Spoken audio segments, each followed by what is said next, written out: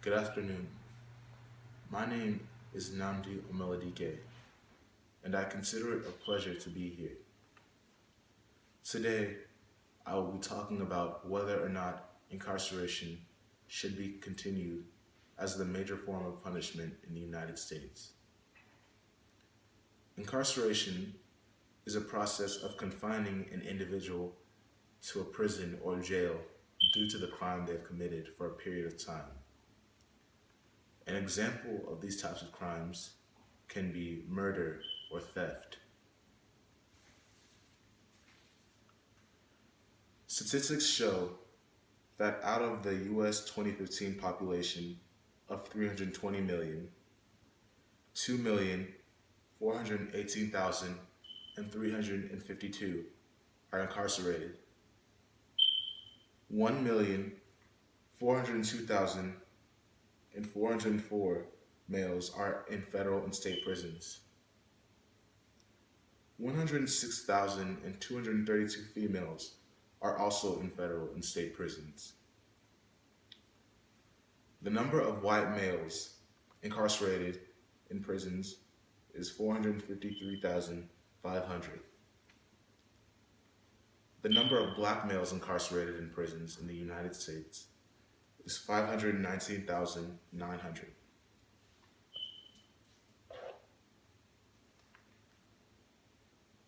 The reasons for incarceration, as research findings show, are to punish the offender for committing the crime, to rehabilitate the offender, to deter the offender.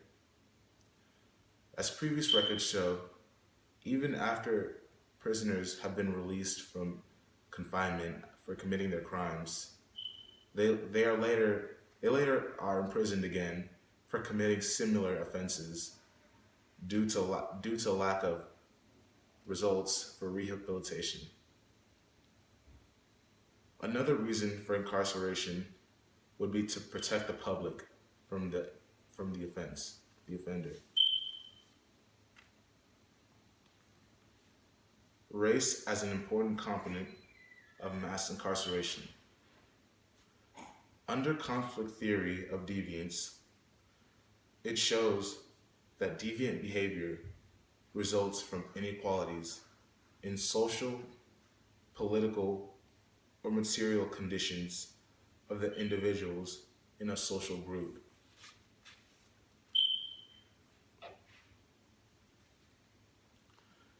Some reasons for mass incarceration of African Americans from a sociological perspective are poverty, unemployment, racially biased aggressive pursuit of war on drugs against blacks,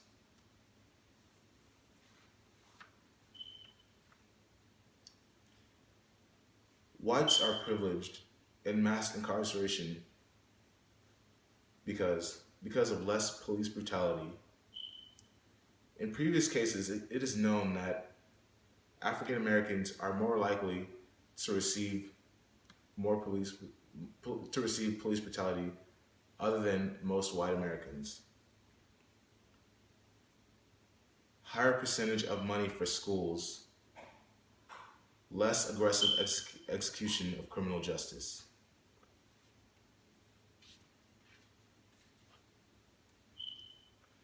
Not only can incarceration affect one's mental state, but it can also affect one's emotional state. For example, it can lead to suicide. It does not really deter crimes due to the fact that many people that are released from prisons are later imprisoned again due to committing similar offenses. Incarceration can also prevent rehabilitation. It can lead to people in prison to committing a different crime that will land them back in jail.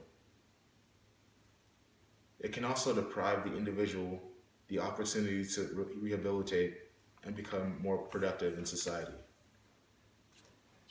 What is my position?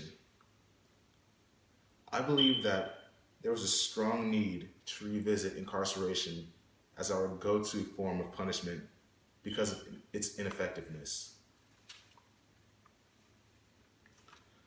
I suggest we adopt other forms of punishment that are more productive ways of correcting criminals. Thank you.